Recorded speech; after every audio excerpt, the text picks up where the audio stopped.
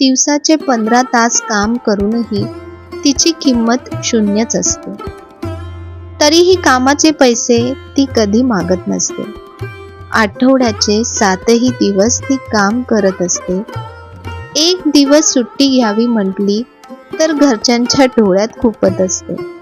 घर खर्चातले पैसे साठवून ती सगळ्यांनाच काही ना काही घेत असते.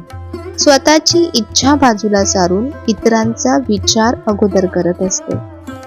अन्न वाया जाऊ नये म्हणून ती शिळं अन्न खात असते. तरीही तिचा काहीही उपयोग नाही असं सगळ्यांना वाटत असते.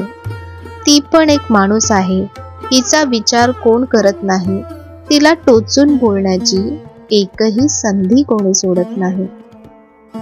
कारण ती एक गृहिणी असते. ती एक गृहिणी असते.